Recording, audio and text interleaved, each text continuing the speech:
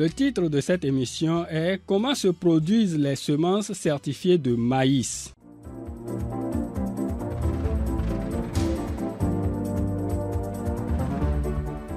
La semence est le tout premier intrant en production agricole. De sa qualité dépendent la quantité et surtout la qualité du produit à récolter, d'où la nécessité, voire l'obligation de la certification des semences. La certification est l'un des principaux objectifs du projet TCP BEN 3402, filière semences maïs au Bénin, de la FAO, que coordonne M. Yacouba Bouraïma. Merci, le projet s'appelle plus précisément Projet d'appui au développement de la filière semences maïs, qui a été initié par les Béninois et financé par la FAO. Et l'objectif global du projet, c'est de contribuer à la sécurité alimentaire et nutritionnelle et à l'accroissement des revenus des populations par une augmentation durable de la productivité et de la production de maïs au Bénin. Et il y a des impacts stratégiques, c'est d'abord intensifier durablement la production agricole et améliorer la sécurité alimentaire et nutritionnelle de la population. Et comme effet direct, c'est de faciliter l'accès des agriculteurs à des semences saines et de bonne qualité et faciliter l'émergence de petits entrepreneurs semenciers. En termes de résultats attendus, c'est que les agriculteurs doivent utiliser les semences de maïs de bonne qualité. Et ensuite, on doit voir en quelque sorte de l'émergence de petits entrepreneurs semenciers. On va voir le nombre augmenter sensiblement. Et par rapport à ce projet-là, il faut dire qu'il y a il y a les partenaires du projet et qui sont maintenant les bénéficiaires. C'est par exemple l'INRAB, l'Institut des recherches agricoles du Bénin, qui se charge de la production des semences de pré-base. Ensuite, il y a la DPQC qui est chargée essentiellement du contrôle et certification des semences de maïs.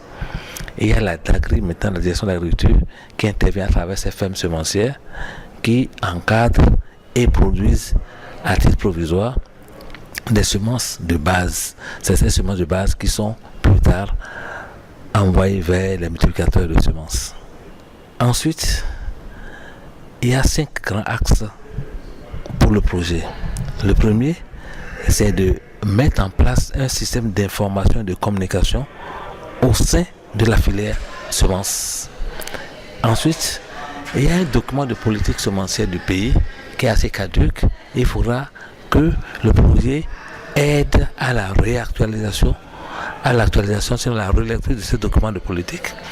Ensuite, il faudra que le projet appuie le contrôle de certification, c'est-à-dire le travail que fait la DPQC, la direction de la promotion de la qualité et du conditionnement des produits agricoles.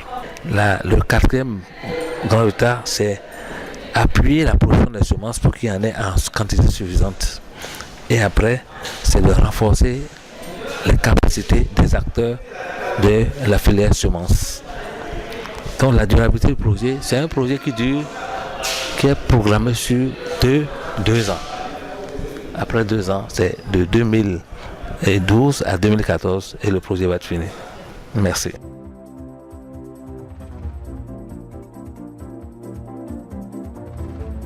La certification des semences maïs est un des objectifs de votre projet. Dites-nous, M. Bouraïma, c'est quoi la certification? Qui peut produire des semences certifiées? Qui assure le contrôle? Et quelles sont les grandes étapes du processus qui conduit à la certification? La certification des semences est l'aboutissement d'un processus de contrôle de qualité des semences au champ, au laboratoire, et ce qui permet de s'assurer que les semences sont conformes aux normes minimales de pureté variétale, fondées sur la filiation généalogique et sur un système de sélection conservatrice de leurs caractéristiques variétales selon les dispositions des règlements techniques en vigueur. Autrement dit, la certification, c'est l'aboutissement d'un long processus. Mais elle se matérialise essentiellement par la pose d'une étiquette sur chacun des emballages qui constituent le lot de semences. Et cette certification peut s'évaluer par rapport aux critères de qualité de la semence. Qu'est-ce qu'on entend par qualité de la semence? C'est par exemple la pureté variétale, la présence des mauvaises herbes qui pourraient jouer sur la qualité de la semence, la teneur en eau, la pureté spécifique, la faculté germinative des semences, l'état sanitaire de ces semences. Et il y a un thème technique qui parle poids de 1000 graines. Ça permet d'apprécier. Le processus de certification comporte 3 grandes étapes. Il y a l'étape de la production, l'étape des inspections au champ et l'étape de la post-récolte qui regroupe souvent la récolte, le conditionnement, l'emballage et l'étiquetage. Mais on va dire maintenant qui peut produire les semences. C'est un multiplicateur individuel ou bien un groupement qui a un contrat avec des producteurs de semences qui peut être des personnes physiques ou morales agréées par le ministre en charge de l'agriculture après avis d'un service qu'on appelle service officiel de contrôle et de certification qui en est l'autorité compétente. L'obtention de l'agrément confère au producteur la qualité de semencier agréé avec son inscription au registre officiel des producteurs semenciers du Bénin et la délivrance d'une carte professionnelle. Donc, tout multiplicateur de semences doit être agréé et disposer d'une carte professionnelle désormais. Quelles sont les structures de contrôle de certification? C'est d'abord le service officiel qui est en charge du contrôle et de la certification.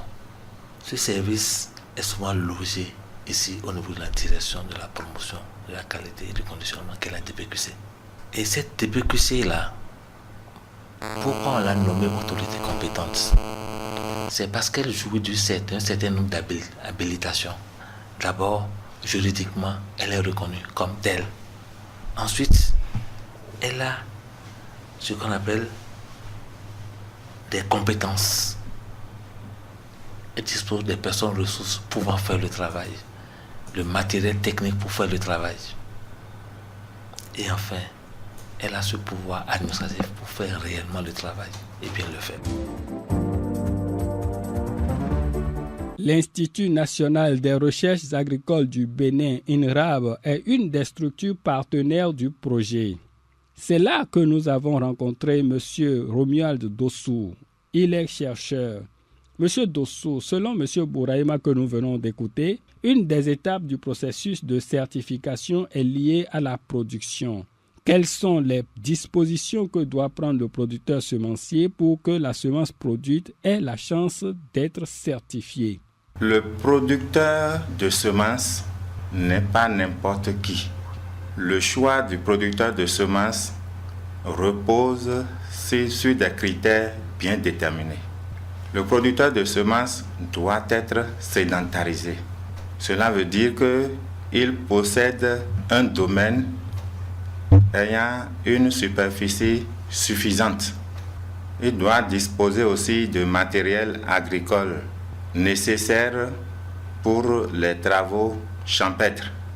Il doit disposer d'infrastructures de séchage et de conservation et si possible d'une main-d'œuvre conséquente. Il doit avant tout être véritablement engagé et être réceptif aux innovations. On ne vient pas produire les semences une année et l'année suivante on quitte, ou bien on fait les semences pendant 2 ans, on quitte et 4 ans après on revient. Ce n'est pas ça. Un producteur de semences est tout d'abord un professionnel. Maintenant, il y a des critères d'enregistrement des producteurs de semences. Un multiplicateur ou un producteur de semences est enregistré dans les livres de la structure de contrôle qu'est la DPQC. il doit avoir un contrat de multiplication, il doit avoir ce qu'on appelle la déclaration de culture, il doit avoir adresser une demande d'admission au contrôle à la DPQC, et enfin, il doit être admis au contrôle par la DPQC. Et pour être admis au contrôle, le producteur de semences doit produire le contrat de multiplication, la déclaration et la demande d'admission au contrôle ensemble. Et doit pouvoir remplir les conditions suivantes.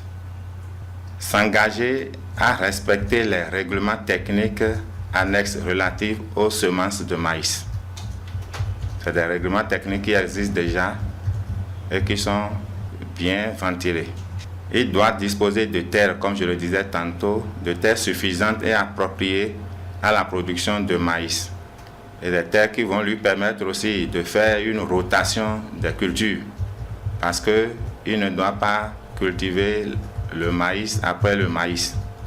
Il doit posséder les connaissances techniques en la matière et recourir à un technicien semence. Il doit aussi disposer d'installations et de matériel agricole approprié, comme je le disais tantôt.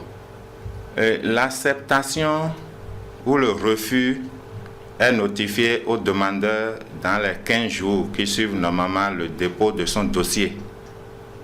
S'il est accepté, on le lui notifie. S'il est refusé, on le lui notifie également.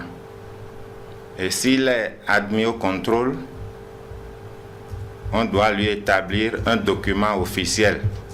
Et une plaque normale doit être déposée pour identifier son champ qui est retenu. Maintenant qu'il est admis, il doit montrer aux agents de contrôle l'origine de la semence qu'il veut semer, la semence mère. Si c'est un producteur de semences certifié, il doit avoir les semences mères qui sont des semences de base. Il doit pouvoir justifier donc de l'origine de cette semence mère, qui est la semence de base dans le cadre d'un producteur de semences certifié. Justifier l'origine de cette semence, par exemple, à partir de l'étiquette de la certification de cette semence, ou bien exhiber la facture d'achat, ou bien le bon de livraison, ou tout autre document jugé authentiquement pertinent. Parce que s'il va acheter les semences mères chez quelqu'un qui est autorisé à produire les semences de base, par exemple, s'il s'agit de semences certifiées, celui-là aussi doit avoir déjà eu l'autorisation de la DPQC, ou bien ces semences de base devraient être déjà certifiées par la DPQC, et la DPQC le connaît, ou bien connaît la structure. Et le fait de présenter les papiers délivrés par la structure doit montrer qu'il a vraiment pris les semences à l'origine. Donc tous les papiers qu'ils doivent donner, enfin, quelle que soit la nature du papier qu'il va donner, ce papier doit montrer l'origine de la semence, la catégorie de semence, le nom de la semence, les caractéristiques des grains de la semence, les caractéristiques agronomiques, le rendement potentiel et la date d'établissement de la fiche.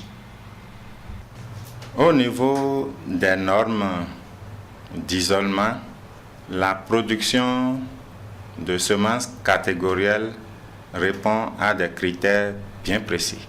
Si vous ne respectez pas ces critères, vous verrez votre champ rejeté ou déclassé. Nous avons l'isolement, la distance d'isolement minimum de tout autre champ de maïs. Pour les semences de pré-base, c'est 400 mètres. Il en est de même pour les semences de base. Quant aux semences certifiées, la distance d'isolement minimale qui est exigée, c'est 300 mètres. Donc si vous êtes en deçà de cette distance, vous verrez votre champ rejeté ou déclassé. Il y a aussi le maximum de plants hors type que l'on ne doit pas dépasser dans un champ de semences. On appelle plants hors type les plants de la même espèce. Donc les plants de maïs qui ne ressemblent pas à la variété que vous êtes supposé multiplier. Donc si vous avez par exemple la variété DMR ESRW dans votre champ qui est la variété multipliée, et compte tenu du fait que les tiges de cette variété ne sont pas très hautes comme les plants de TZPB, SR par exemple, si vous trouvez donc de ces plants de maïs qui sont anormaux du point de vue taille, du point de vue aspect par rapport aux autres plants de maïs, donc aux autres plants de votre variété, vous pouvez considérer ces plants-là comme des plants hors type. Et si le pourcentage de ces plants hors type dépasse 0,3% dans les parcelles de pré-base, ce n'est pas bon. Votre champ doit être déclassé ou bien rejeté. Dans les parcelles de production de semences de base, le pourcentage maximal exigé, c'est 0,5%. Quand ça dépasse ça, c'est aussi rejeté. Au niveau des semences certifiées, le pourcentage des plants hors type autorisés, c'est 1%. Ça ne doit pas dépasser 1%. Si ça dépasse 1%, votre parcelle peut être rejetée. Il en est de même des autres espèces que vous avez dans votre champ de maïs. Vous produisez les semences de la variété DMR et on trouve des plants de sorgho. Il faut les enlever, les déterrer et les jeter tout de suite. Vous trouvez les champs de haricots, les plants de haricots, les plants d'autres cultures. Vous devez les débarrasser parce que ça peut vous amener l'impureté spécifique au moment de la certification, quand leurs graines vont se mélanger aux graines de maïs que vous allez récolter. Donc au niveau des plants malades, il y a aussi des critères, des normes à respecter. C'est 0,10% de plants malades qui est autorisé, pas plus. Si vous dépassez 0,10%, votre parcelle de production de semences est rejetée. Ce pourcentage de 0,10 est identique pour les 3 catégories de semences. Les semences de pré-base, les semences de base et les semences certifiées. C'est 0,10% au plus qui est admis. Alors, dans le choix du sol, du terrain pour abriter le champ ou la parcelle de multiplication de semences, il faut respecter rigoureusement certaines indications de la fiche d'identité de la variété. Il faut éviter les sols hydromorphes et tenir compte du précédent cultural. Il ne faut jamais semer le maïs après le maïs. Ça, c'est le b.a.-ba de l'agriculture. Il faut faire la rotation des cultures. De plus, le site doit être accessible pendant tout le cycle de la culture parce que les inspecteurs vont venir dans le champ à tout moment et il ne faut pas qu'il y ait des obstacles ou bien des chemins inondés, des chemins barrés au cours donc, du cycle végétatif qui empêcherait les inspecteurs d'accéder au champ. Si tel est le cas, votre parcelle sera déclassée ou éliminée. Et surtout, votre champ que vous voulez choisir pour produire les semences de maïs, quelle que soit la catégorie des semences de maïs, ne doit pas être infesté des mauvaises herbes dangereuses. Je cite par exemple le striga. Le striga est une mauvaise herbe qui ne permet pas une bonne production, qui ne permet pas un bon développement des plants de maïs. Donc, au bout de fil, ça ne va pas permettre de donner de bons grains, de bonnes semences de maïs. Et les plants de striga rencontrés dans un champ de maïs peuvent conduire au rejet de ce champ comme un champ de production de semences. Parce que les graines de striga peuvent se propager avec les graines à la récolte, les semences récoltées. Donc, quand vous voulez choisir votre champ, essayez de choisir un champ qui n'est pas du tout infesté de striga. Et si par hasard, vous n'avez jamais trouvé de striga dans ce champ et vous avez mis votre parcelle de production de semences de maïs et les plants de striga commencent à apparaître, essayez de vite les déterrer bien avant leur floraison. Sinon, si on trouve des plants de striga dans votre champ, le champ est automatiquement rejeté. Il y a aussi les autres herbes vivaces, telles que l'Imperata cylindrica, qu'on appelle communément le chien-dent, les cyperacées, les comélina, qu'il faut aussi éviter, parce que la présence de ces mauvaises herbes vous conduira inéluctablement à un mauvais entretien et à une mauvaise récolte, donc à la non-obtention de bonnes semences. La direction de la promotion de la qualité et du conditionnement des produits agricoles DPQC est aussi partie prenante du projet. C'est elle qui s'occupe particulièrement de la certification. Monsieur Thomas Dessou y travaille comme chargé de contrôle et de la certification des semences. Monsieur Dessou, la deuxième étape du processus de certification est l'inspection. Comment se passe-t-il? Avant d'aborder la question, il est important de souligner un peu pourquoi la certification. La certification est établie pour assainir les relations entre les multiplicateurs de semences et les producteurs. Parce que il faut absolument maintenir l'identité variétale. La certification, c'est aussi pour accompagner le développement de l'agriculture. Il faut avoir de la semence de la qualité pour que le développement de l'agriculture soit à la mesure des attentes.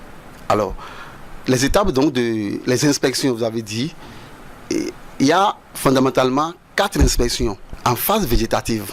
La première inspection donc pour l'admission au contrôle des multiplicateurs, donc pour vérifier la conformité du site prévu et pour la multiplication par rapport à l'espèce envisagée. La deuxième inspection pour contrôler l'identité variétale. D'accord? Et la troisième inspection, c'est pour confirmer aussi encore la pureté variétale. Et voir s'il y a des plants hors type ou s'il y a des adventices dangereuses pouvant nuire à la qualité de la semence future. Et la quatrième inspection pour aboutir à la constitution des lots nature. Voilà à peu près les 4 inspections en phase végétative qu'il convient forcément de réaliser avant d'avoir les lots nature, on appelle lots nature, les grains qui sont destinés à être certifiés comme étant de la semence. Une dernière étape de ce processus est liée aux opérations post-récolte. En quoi consistent-elles ces opérations, Monsieur Dessou? En phase post-récolte, il y a un certain nombre de travaux qu'il faut réaliser parce que si vous récoltez votre semence, vous devez pouvoir faire le grainage, vannage, le calibrage et le triage. Après ces opérations, il faut conditionner. Les semences sont conditionnées et selon le demandeur, soit en 50 kg dans les emballages de 50 kg, 20 kg, 10 kg ou 5 kg. Généralement, on parle d'emballage dose.